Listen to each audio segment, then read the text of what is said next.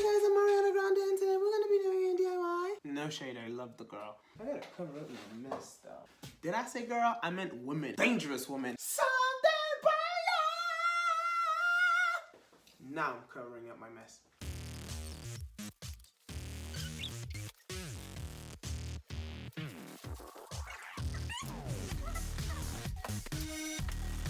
People, let me tell you about my best friend. She's a crazy bitch. I am. Salut tout le monde, si vous êtes nouveau, je m'appelle Reggie. Si vous n'êtes pas, je m'appelle toujours Reggie. Donc, bienvenue sur ma chaîne. Bienvenue sur ma chaîne. Comme vous le voyez, j'aime beaucoup les éventails. Aujourd'hui, on va faire la veste de Ariana Grande qu'on a pu voir dans son vidéoclip Into You. C'est la veste avec les franges là. La différence aujourd'hui, comparativement à celle de la semaine passée, celle-là que je faisais avec vous étape par étape pour la première fois, celle-là c'est une veste que j'ai déjà faite. Donc j'ai déjà fait les étapes, j'ai déjà tout accompli. Donc je vais vous montrer étape par étape comment arriver à l'étape je vais vous montrer étape par étape comment arriver au résultat que je suis arrivé. Parler, c'est pas mon fort. Moi, je chante dans la vie. Tell me what you came for. I'm so into you. I don't wanna watch this. Là, elle était comme ça dans la vidéo tout le temps. Puis il y avait du vent. La façon que je vais vous montrer le faire, ça va être sans avoir recours à de la couture. Pas de fil, pas d'aiguille. Ouais! Vous voulez comprendre? Regardez la vidéo. Ho ho! C'est simple à faire quand même. Ça prend du temps, par exemple. Il faut avoir de la patience. Mais c'est super beau quand c'est fini. Donc, sans plus tarder... Non, vous me voyez plus là. Attends.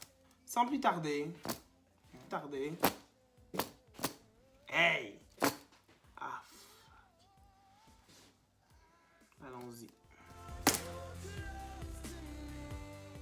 Pour ce DIY, vous aurez besoin d'une grande surface de denim. Donc, vous pouvez soit prendre une vieille paire de jeans ou une vieille veste que vous pouvez découper sans problème. Vous aurez aussi besoin de colle industrielle. Je recommande de la E6000, mais si vous n'en avez pas, n'importe quelle colle industrielle fonctionne. Du velcro, bien sûr.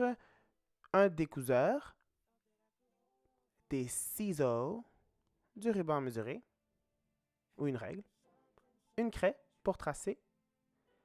De l'eau de javel, des gants et une petite bassine. Yay!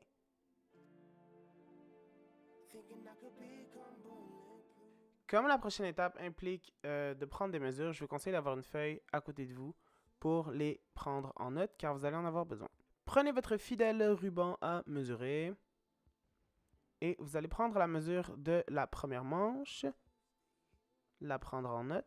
Vous allez ensuite prendre la mesure du dos. Tout dépendant de la veste que vous avez, moi, vu que c'est deux courbes qui se rejoignent dans un centre, j'ai décidé de prendre deux mesures. Mais si le dos de votre veste est droit, prenez tout simplement une longue mesure.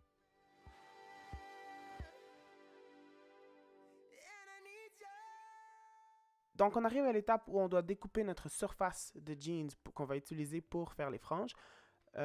Moi, comme je vous l'ai dit, c'est une veste que j'ai déjà créée, donc je n'ai pas besoin de le refaire au complet. Donc, je vais utiliser une surface de jeans plus petite. Mais vous, qui devez faire toutes les franges de toute la veste, utilisez une surface de jeans assez large. À l'aide des mesures qu'on a prises tantôt, vous allez découper dans la grande surface de jeans la taille exacte du morceau dont vous avez besoin.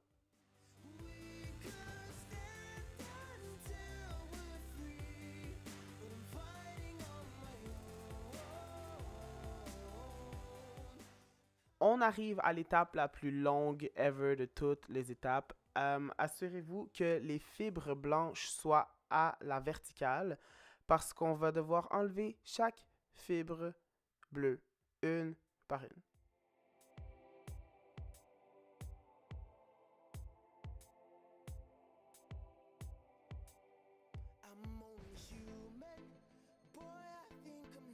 Ok, là vous voyez ici c'est très long. Il y a vraiment beaucoup de jeans. Vous n'êtes pas obligé de les faire aussi longs. T'sais, ça peut arrêter jusqu'à là. Vous allez avoir ça de long. Donc, là, c'est comme un peu long. J'ai peut-être abusé un peu. Donc, vous comprendrez que plus votre morceau de jeans est long, plus les franges vont être longues et plus l'étape d'enlever les fibres bleues va être longue également. Mais au final, ça vaut vraiment la peine.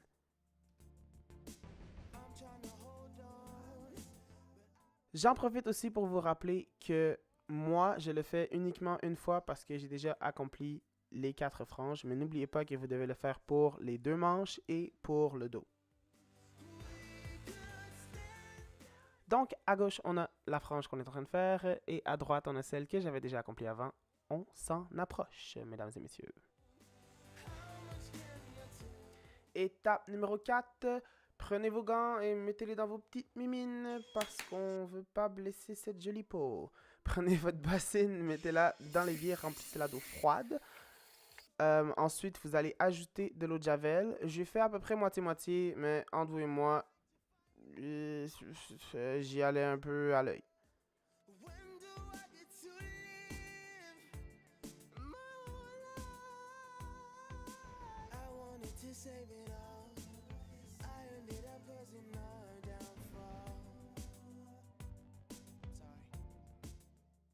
À partir de là, j'imagine que vous me voyez venir. Vous allez prendre vos franges, vous devrez avoir au moins 2 ou 3 ou 4 morceaux. Mais en fait, 3 ou 4 morceaux. Vous les trempez dans la bassine, vous les laissez tremper pendant quelques heures, le temps que les fibres blanches redeviennent vraiment blanches et qu'elles reprennent de leur éclat. Et tu resteras.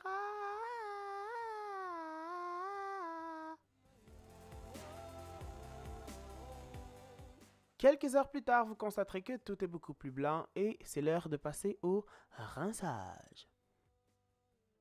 Videz votre petite bassine de son eau de javel à l'eau froide et remettez de l'eau froide. Vous allez tremper les franges dedans. Vous pouvez ajouter un peu de savon si vous voulez pas que ça sente trop l'eau de javel. Mais moi, j'ai tout simplement rincé. Et ensuite, on va aller mettre ça dans la sécheuse.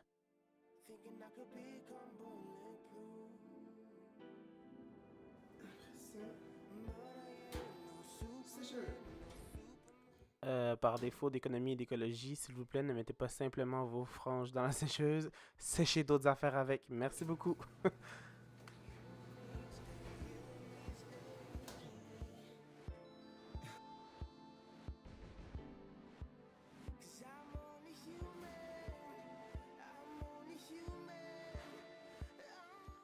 Lorsque votre morceau de frange est bien sec, vous allez prendre votre velcro qui arrive en glissant et vous allez le couper à la verticale. En fait, ce que je vous conseille de faire en premier, c'est de coller le morceau dur au morceau mou ensemble avant de le couper. Comme ça, vous êtes sûr d'avoir 2 morceaux égaux.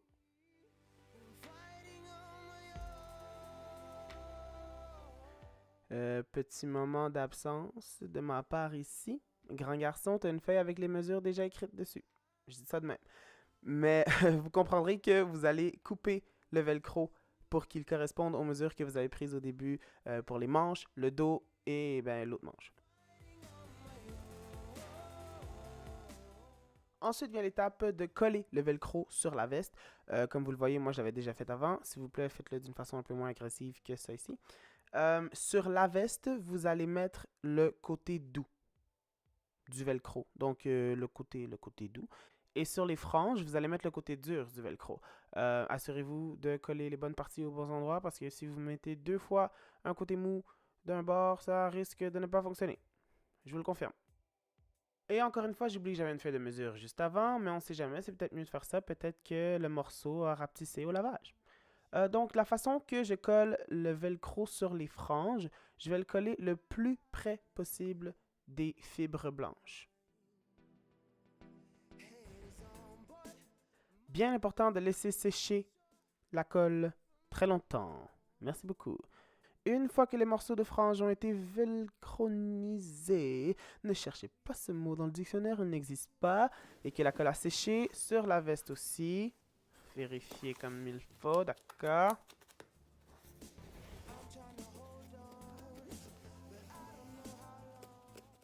Une fois ces vérifications faites, c'est le moment de rejoindre les 2 hamsters. Oh, ça paraît-tu que je suis fatigué? Je voulais bien sûr dire âme sœur, le petit crochet, le petit mou, mais voici ce qu'il faut faire. On ne veut pas voir la bande bleue. Vous allez donc tourner les franges de façon à ce que le velcro soit face à vous et tout simplement aller le faire rejoindre son petit mou sur la veste. De cette façon, les franges vont tomber par-dessus la bande bleue et on ne la verra pas. Magie! Faites de même pour tous les autres morceaux de frange sur la veste et on est en business.